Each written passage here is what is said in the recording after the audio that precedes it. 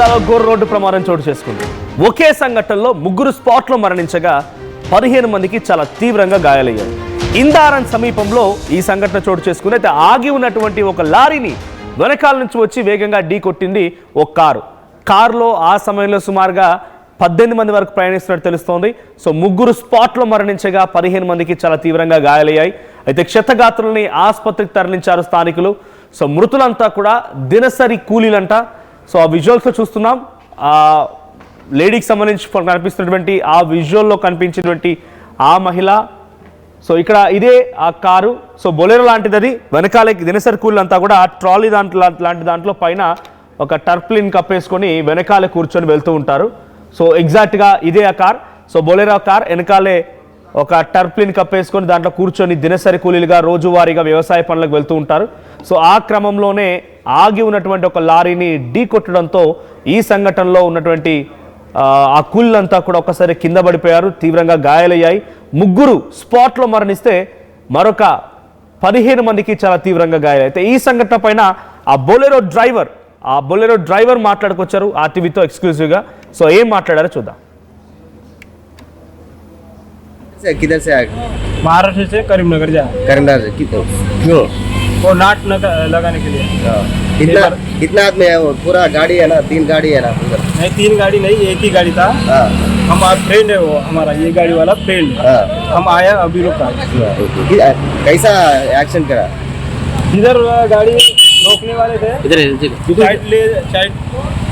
Side indicator दिए, ये आके ठोक दिया, स्लो किया हमने गाड़ी।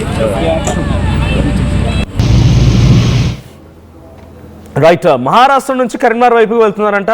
సో దాంట్లో వెనకాలే ఇక్కడ చూడండి, ఇక్కడ అవన్నీ కూడా బ్యాగ్స్ కనబడుతున్నాయి కదా, బ్యాగ్స్ ఇతరత్ర వస్తువులు కనబడుతున్నాయి. సో వారంతా కూడా వెనకాలే కూర్చుంటారు, ముందు వెళ్తూ ఉంటుంది వాహనం. సో వాహనంలో ప్రయాణిస్తున్నటువంటి ముగ్గురు స్పాట్లో మరణించడంతో ఒక్కసారిగా వారంతా కూడా షాక్కు గురయ్యారు. ఎక్కడో దూరం నుంచి వచ్చి బతుకు తెరువు కోసం వస్తున్నటువంటి వీరంతా కూడా ఇప్పుడు మరణించడంతో ఒక్కసారిగా షాక్కు గురయ్యారు. సో మా ప్రతినిధి రవినాయక్ ఉన్నారు లైవ్లో. రవినాయక్, ఏం జరిగింది? అదొక డేంజరస్ రోడ్డుగా తెలుస్తోంది. సో ఆ రోడ్డు పైన వెళ్ళేటువంటి వాహనాలకు కూడా డేంజరస్ ఇండికేషన్స్ లేకపోతే సైన్ బోర్డ్స్ ఉండాలి. సో అక్కడ లారీ మధ్యలో ఆగడం ఏంటి? డెఫినెట్గా లారీలకి అటువైపు ఎక్కువగా వెళ్తూ ఉంటాయి. ఆదిలాబాద్ కరీంనగర్ ఈ హైవే మొత్తం కూడా మంచిర్యాల వైపుకి వెళ్ళేటువంటి లారీలు ఎక్కువగా ఉంటూ ఉంటాయి. సో ఆ లారీ ఆగి ఉంది అంటే మధ్యలో ఇష్టం వచ్చినట్టుగా ఈ లారీలు ఆపడం కూడా ఈ ప్రమాదాలకు ప్రధాన కారణం అవుతోంది.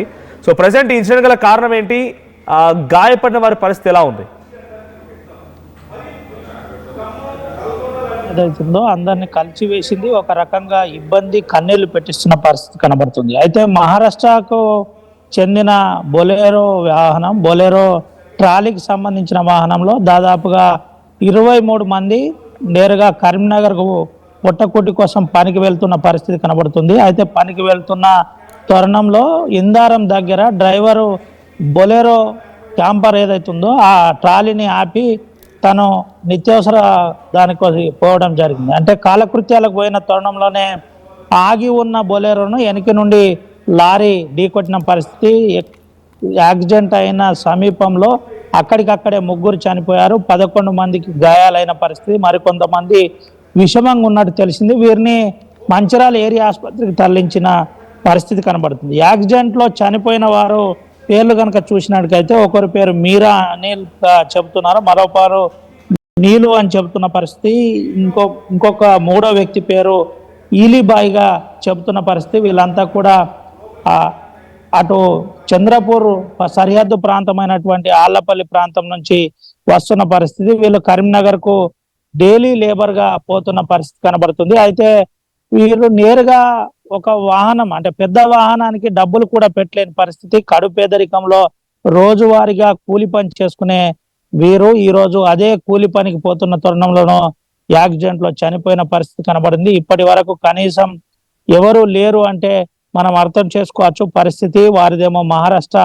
ఆళ్లపల్లి సమీపంలోని అగల్వరి గ్రామం అని చెబుతారు. అయితే ఈ అంశంలో అంటే దాదాపుగా 100-150 కిలోమీటర్ల దూరం ఉన్న వీరు పోవడానికే కష్టంగా ఉన్న పరిస్థితి, రావడానికి కష్టంగా ఉన్న పరిస్థితిలోనే అటు ఈ క్యాంపర్ అంటే బొలెరో క్యాంపర్లు తీసుకెళ్లే పరిస్థితి ఏర్పడింది. అయితే వెనక నుండి అజాగ్రత్తగా వచ్చిన లారీ డ్రైవర్, మళ్ళీ చెబుతున్నాను, వెనక నుండి అజాగ్రత్తగా వచ్చిన లారీ డ్రైవర్ ఇసుక లారీకి సంబంధించిన లారీలో ఈ ఆ లారీ ద్వారా ఈ ప్రమాదం జరిగినట్టు తెలిసింది. ఈ అంశంలో సంఘటన స్థలానికి సిఐ చేరుకొని జరిగిన యథార్థంపై విచారణ చేస్తున్న పరిస్థితి కనబడుతుంది. అసలు ఎందుకు ఈ ప్రమాదం జరిగింది, ప్రమాదం జరగడానికి గల కారణం ఏంటి అనే కోణంలో కూడా విచారణ చేస్తున్నారు. అయితే అజాగ్రత్తగా ఉన్న లారీ డ్రైవర్ను ఇప్పటికే పోలీసులు అదుపులో తీసుకున్నారు. పోలీసులు అదుపులో తీసుకొని విచారిస్తున్న పరిస్థితి కనబడుతుంది. మరోపక్క మీరు చెప్పిన ఈ అంశం అంటే ఇందారం ఎక్స్ రోడ్ దగ్గర ఎక్కువగా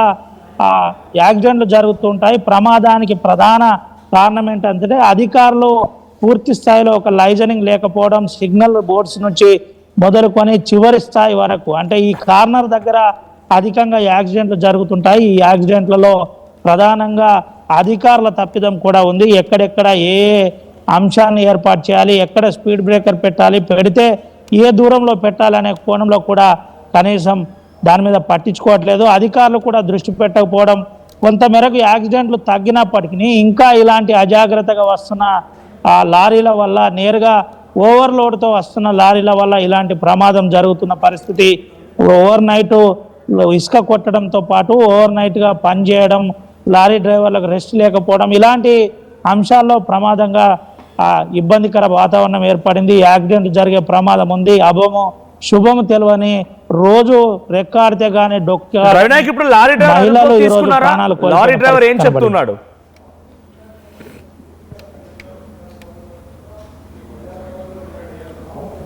లారీ డ్రైవర్ చెప్తున్న దాని ప్రకారం మనం చూసినట్టు కనుక అయితే లారీ డ్రైవర్ చాలా క్లియర్ గా తన తప్పును ఒప్పుకున్నట్టు తెలిసింది. ఇప్పటికే పోలీసుల అదుపులో లారీ డ్రైవర్ ఉన్నారు. లారీ డ్రైవర్ సంబంధించిన ఏం జరిగిందనే కోణంలో కూడా పోలీసులు స్టేట్మెంట్ రికార్డ్ చేసినట్టు అయితే తెలిసింది. మనోజ్ రైట్, అంటే పోలీసులు ఏం చెప్తున్నారు ఇప్పుడు అక్కడ ఆల్రెడీ ఈ సంఘటనలో మరణించిన ఆ ముగ్గురికి సంబంధించి ఎటువంటి సహాయం చేయబోతున్నారు, ఆ తర్వాత క్షతగాత్రులను ఏ ఆసుపత్రికి తరలించారు, వారి పరిస్థితి ఎలా ఉంది?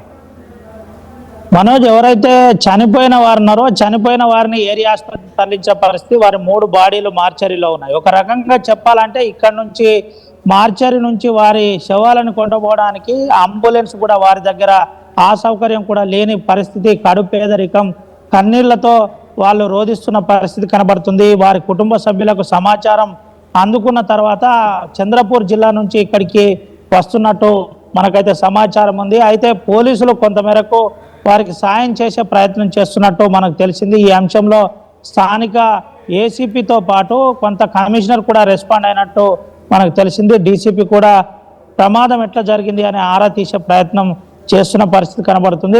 కడు పేదరికంలో ఉన్న వారికి సాయం చేయాలని చెబుతున్నారు. సాయం చేసి ఇక్కడ నుండి ప్రధానంగా ఆ ఊరికి వీరి శవాలు పోయే విధంగా కొంత సాయం చేస్తే బాగుంటుందని చెబుతున్న పరిస్థితి. దీంతో పాటు కొన్ని ఎన్జిఓలు కూడా ముందుకు రావాలి.